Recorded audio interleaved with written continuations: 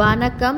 போர்க்களத்து செய்திகளை சஞ்சயன் வாயிலாக தெரிந்து கொண்டிருந்த திருதராஷ்டிரர் மனம் பெரும் கவலையுற்றது. அவர், சஞ்சயா, பீஷ்மரின் தலைமையில் செயல்படும் நமது படைகள் எப்படி பாண்டவர்களால் எதிர்த்து நிற்க முடிகிறது? பீஷ்மரின் கீழ் போரிடும் மிக பெரிய வீரர்களை எல்லாம் பாண்டவர்கள் எப்படி எதிர்த்து நிற்கிறார்கள்? என்ன காரணத்தினால் அவர்கள் இன்னமும் வெல்ல முடியாதவர்களாகவே இருக்கிறார்கள்? அவர்களால் நமது சேனை அடிக்கடி துன்புறுத்தப்படுகிறதே தவிர அவர்களுக்கு பெரிய நஷ்டம் ஏற்பட்டதாக தெரியவில்லையே. ஏன் இந்த நிலைமை என்று சஞ்சயனை பார்த்து கேட்டார். சஞ்சயன் சொன்னார், பாண்டவர்கள் நியாயமாகவே யுத்தம் செய்கிறார்கள். அவர்கள் ஏதோ மந்திர சக்தியை உபயோகித்து யுத்தம் செய்யவில்லை. ஆனால் அரசே, எங்கு தர்மம் இருக்கிறதோ அங்குதான் வெற்றி கிட்டும். இந்த காரணத்தினால்தான் பாண்டவர்கள் தரப்பு கையோங்கியும் நம் தரப்பு கை தாழ்ந்தும் இருக்கிறது. உம்முடைய மகன்கள் கெட்ட எண்ணத்தோடு செயல்பட்டவர்கள். ஆனால் பாண்டவர்களோ தர்மத்தை மீறி ஒரு செயலையும் செய்யவில்லை. உமது மகன்கள் செய்த பாவத்துக்கெல்லாம் இப்பொழுது பலன் கிட்டத் தொடங்கி இருக்கிறது. இவ்வாறு திருதராஷ்டிரரிடம் கூறிய சஞ்சயன் யுத்த களத்து செய்திகளை மேலும் சொல்ல ஆரம்பித்தார். யுத்தத்தின் போக்கை குறித்து மனசோர்வு அடைந்த துரியோதனன் பீஷ்மரிடம் சென்று, நீங்களும் துரோணரும் அஸ்வத்தாமாவும் கிருதவர்மாவும் இன்னும் பற்பல வீரர்களும் நமது பக்கத்தில் அற்புதமாக யுத்தம் செய்து கொண்டிருக்கிறீர்கள். ஆனால் ஒவ்வொரு கட்டத்திலும் பாண்டவர்கள் கையே ஓங்குவது போல் எனக்கு தோற்றம் ஏற்படுகிறது. எந்த பலத்தினால் அவர்கள் நம்மை விட மிஞ்சி நிற்கிறார்கள் என்று எனக்கு புரியவில்லை என்று கூறி தன்னுடைய மனக்குழப்பத்தை நீக்குமாறு கேட்டுக்கொண்டார். பீஷ்மர், துரியோதனா, கிருஷ்ணர் பகவானால் காக்கப்பட்டிருக்கிற பாண்டவர்களை வெல்லக்கூடிய மனிதன் பூ உலகில் யாரும் கிடையாது. அப்படிப்பட்ட மனிதன் இனி பிறக்கப் போவதும் இல்லை. நீ தர்மங்களை நன்றாக அறிந்தவர். உனக்கு ஒரு விவரம் கூறுகிறேன் கேள் என்று சொல்லி விஸ்வோபாக்கியானம் என்ற மகத்தான சரித்திரத்தை சொல்லி கிருஷ்ணரின் மேன்மையை துரியோதனனுக்கு உணர்த்தினார். கிருஷ்ணரின் பெருமைகளை விவரித்துவிட்டு பீஷ்மர் துரியோதனனை பார்த்து, இப்படி பெருமைகள் வாய்ந்த கிருஷ்ணர் யுத்தத்தில் பாண்டவர்கள் பக்கம் நின்று அவர்களை காத்து கொண்டிருக்கிறார். ஆகையால் வெற்றி அவர்களுக்கு தான் கிட்டப் போகிறது.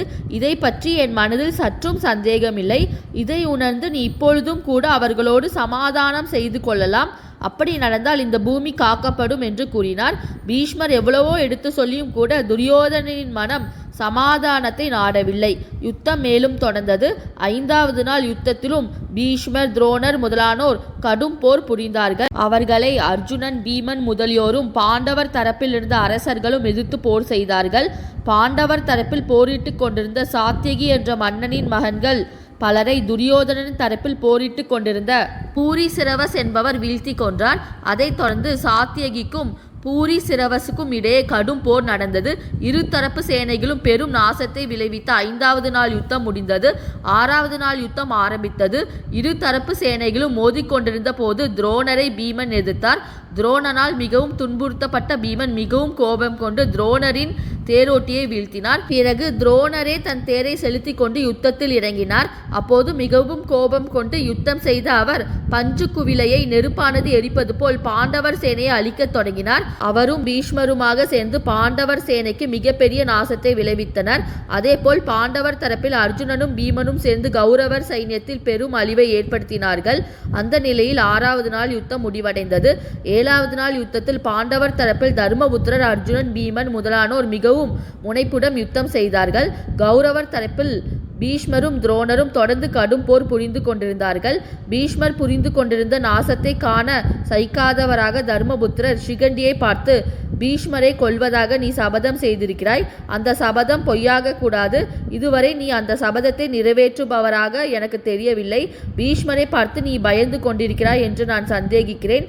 அர்ஜுனனை பக்க பலமாக கொண்ட நீ பீஷ்மரை எதிர்க்க தயக்கம் காட்டுவது உனக்கு தகாத போக்கு. உன் சபதத்தை நிறைவேற்றி உன் புகழை காப்பாற்றி கொள்ள முயற்சி செய் என்று தூண்டினார். சிகண்டி பீஷ்மரை எதிர்த்து சென்றார்.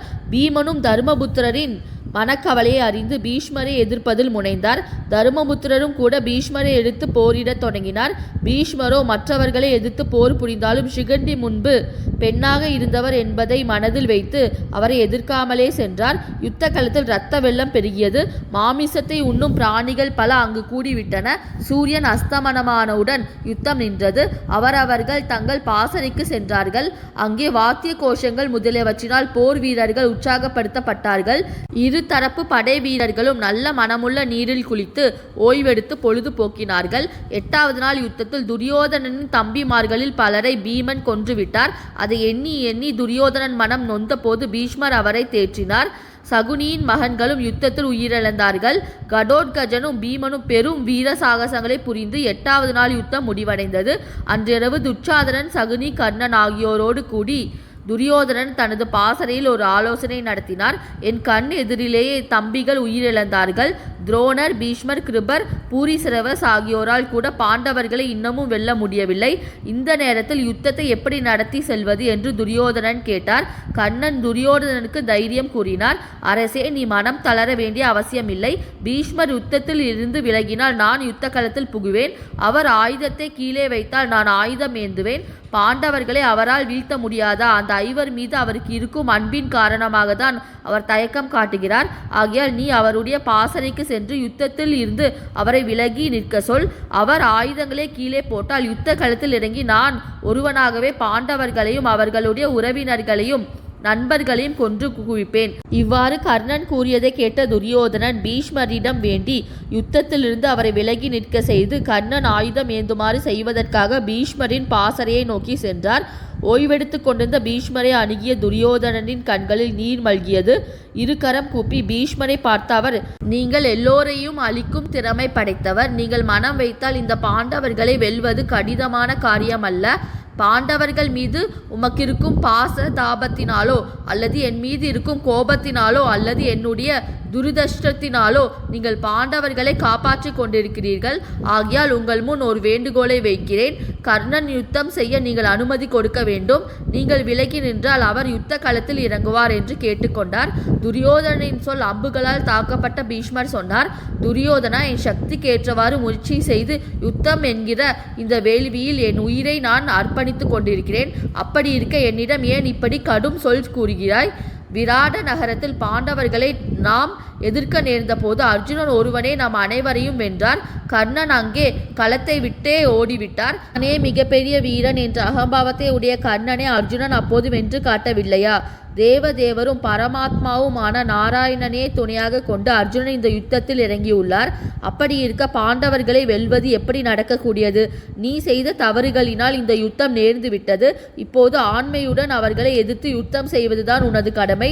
சிகந்தியை தவிர்த்து என்னை எதிர்த்து வருகிற பாஞ்சாலர்கள் எல்லோரையும் நான் கொன்று குவிக்கத்தான் போகிறேன். ஒன்று அவர்களால் கொல்லப்பட்டு நான் மேலுலகம் செல்ல வேண்டும், அல்லது என்னால் கொல்லப்பட்டு அவர்கள் மேலுலகம் செல்ல வேண்டும். சிகண்டி பெண்ணாக பிறந்த பிறகு ஆண் தன்மையை எய்தியவர். என்னை பொறுத்தவரையில் அவர் பெண்ணே. ஆகையால் அவரை எதிர்த்து நான் ஆயுதத்தை பிரயோகிக்க மாட்டேன்.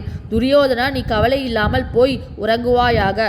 நாளைய தினம் நான் செய்ய போகிற யுத்தத்தை எல்லோரும் பார்க்கட்டும். இந்த பூவுலகம் இருக்கிற வரையில் எல்லோரும் பேச போகிற ஒரு மகா யுத்தத்தை நான் நடத்தி காட்டுகிறேன். இப்படி பீஷ்மர் சொன்னதை கேட்ட துரியோதனன் அவரை மீண்டும் வணங்கிவிட்டு தன்னுடைய பாசறைக்கு திரும்பினார். அங்கே துச்சாதனனை வரவழைத்து அவரிடம், பீஷ்மர் மிகப்பெரிய யுத்தத்தை செய்ய போகிறார். பெண்ணாக பிறந்தவர் என்பதால் சிகண்டியை எதிர்த்து அவர் யுத்தம் செய்ய மாட்டார். ஆகையால் அவரை சிகண்டியை எதிர்க்கும் போது காப்பாற்றுவது நம்முடைய பொறுப்பாகிறது. அவரை காப்பாற்றிவிட்டால் நமக்கு வெற்றி நிச்சயம். துச்சாதனா, பாதுகாப்பு இல்லாமல் இருந்தால் சிங்கத்தை கூட சென்னாய் கொன்றுவிடும். சென்னாய் போன்ற சிகண்டியால் சிங்கமாகிய பீஷ்மர் இந்த யுத்தத்தில் கொல்லப்படாமல் இருக்க வேண்டும். ஆகையால் துரோணர், கிருபர், சல்யன், சகுனி நீ எல்லோருமாக முயற்சித்து அவரை பாதுகாக்க வேண்டும் என்று கூறினார் துரியோதனன். 9வது நாள் யுத்தம் தொடங்கிய போது தேர் கூட்டங்களால் சூழப்பட்டு நின்ற பீஷ்மரை பார்த்து அர்ஜுனன் துஷ்டத்யுமனனிடம், சிகண்டியை பீஷ்மருக்கு எதிரில் கொண்டு வந்து நிறுத்துவாயாக. நான் அவரை பீஷ்மரிடமிருந்து பாதுகாக்கிறேன் என்று கூறினார். இவ்வாறு செய்ய முற்பட்ட அர்ஜுனனை துரோணர் மிக கடுமையாக எதிர்த்தார். இருவருக்கும் பெரும் போர் மூண்டது. தன்னால் மிகவும் பாராட்டப்பட்ட சிஷ்யன் அர்ஜுனன் என்பதை மறந்து துரோணர் யுத்தம் செய்தார். அதேபோல் அர்ஜுனனும் தனக்கு யுத்த சாத்திரத்தை கற்பித்த ஆச்சாரியார் துரோணர் என்பதை மறந்து அவரை எதிர்த்து சண்டையிட்டார். இருவருக்கும் இடையே ஆச்சரியமானதோர் யுத்தம் நடந்தது. மற்றொரு புறத்தில் பீமனும் கடும் போர் புரிந்து கொண்டிருந்தார். இதற்கிடையே பீஷ்மர் பாண்டவர் சேனைக்கு பெரும் நாசத்தை விளைவித்துக் கொண்டிருந்தார். சிகண்டி பீஷ்மர் மீது பல அம்புகளை பிரயோகித்தார். அவர் உடலில் ரத்தம் கசிந்தது. ஆனால் பீஷ்மரோ சிகண்டியை முற்றிலுமாக அலட்சியம் செய்து அவர் மீது எந்த ஆயுதத்தையும் பிரயோகம் செய்யாமல் இருந்தார். பீஷ்மர் நடத்திய கோரமான யுத்தத்தின் விளைவாகவும் கௌரவ சேனையை பாண்டவர்கள் கடுமையாக தாக்கியதன் விளைவாகவும் யுத்த களத்தில் ஒரு இரத்த ஆறு ஓடியது. மனிதர்களுடைய தலைமுதிகள் அங்கே பாசி கொத்துகளாயின. அம்புகள் அந்த இரத்த நதியில் நீள் சுழல்களாக காட்சி அளித்தன. செத்து வீழ்ந்துவிட்ட குதிரைகள் அந்த இரத்த ஆற்றிலே மீன்கள் போல தோன்றின. மனிதர்களின் தலைகள் கற்கள் போல் அந்த இடத்தில் கிடந்தன. அங்கே விளைந்த அழிவை கண்டு மனம் பொறுக்காத சத்திரியர்கள் பலரே கூட துரியோதனன் செய்த அநியாயத்தினால் மனித குலம் இப்படி நாசம் அடைகிறது. திருதராஷ்டிர மன்னன் எப்படிதான் இவ்வளவு துவேஷத்தை தனது மனதில் வளர்த்து கொண்டானோ என்று அங்கலாய்த்தார்கள். அர்ஜுனன் மேலும் மேலும் கௌரவ வீரர்களை கொன்று குவித்து கொண்டிருந்தார். தருமபுத்திரரும் நகுல சகாதேவர்களும் பெரும் வீரத்துடன் போரிட்டு கொண்டிருந்தார்கள். துரியோதனனின் படை ஆங்காங்கே தோல்வியுற்று கொண்டிருந்தது. அந்த நிலையில் பீஷ்மன் மிகவும் கோபம் கொண்டு பாண்டவர்களை 4 திசையிலிருந்தும் தாக்கத் தொடங்கினார். ஒரு பெரிய காட்டினிடையே பாய்ந்து செல்லும் நெருப்பு போல் பீஷ்மர் அம்புகளை பிரயோகம் செய்து கொண்டு பாண்டவர்கள் படையிடையே பாய்ந்து பாய்ந்து சென்று கொண்டிருந்தார். பாண்டவர் சேனை பல திசைகளிலும் சிதற ஆரம்பித்தது. அதை கண்ட கிருஷ்ணர் மிகவும் கவலை கொண்டார். அர்ஜுனா, நீ எதிர்நோக்கி இருந்த காலம் இப்போது கைகூடி விட்டது. யுத்தத்தில் பீஷ்மரையும் துரோணரையும் வென்று காட்டுவேன் என்று நீ கூறியிருக்கிறாய். ஆகையால் உன் வார்த்தையை நீ இப்போது காப்பாற்றுவாயாக.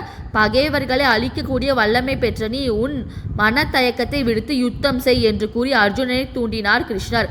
அர்ஜுனன் யாராலும் வெல்ல முடியாத பீஷ்மரை நான் வீழ்த்தி காட்டுவேன் என்று சொல்லிவிட்டு தேரை அவரை நோக்கி செலுத்துமாறு கிருஷ்ணரை கேட்டுக்கொண்டார். யுத்தத்தில் இருந்து சிதறி ஓடிக்கொண்டிருந்த பாண்டவ சேனை அர்ஜுனன் பீஷ்மரை முனைந்து எதிர்ப்பதை பார்த்ததும் மீண்டும் வந்து யுத்தத்தில் கலந்து கொண்டது. பீஷ்மருக்கும் அர்ஜுனனுக்கும் கடும் போர் நடந்தாலும் அர்ஜுனன் தயக்கம் காட்டுவதாகவே கிருஷ்ணர் அப்போதும் நினைத்தார். பீஷ்மரின் உருவத்தில் யுக முடிவே வந்துவிட்டதோ என்று அஞ்சும்படியாக பீஷ்மர் போர் செய்து கொண்டிருந்தார். இதை கண்டு பொறுக்க முடியாத கிருஷ்ணர் தேரை விட்டு கீழே இறங்கி பீஷ்மரை தாக்குவதற்காக அவருடைய ரதத்தை நோக்கி யுத்த பூமியிலேயே நடக்க தொடங்கிவிட்டார்.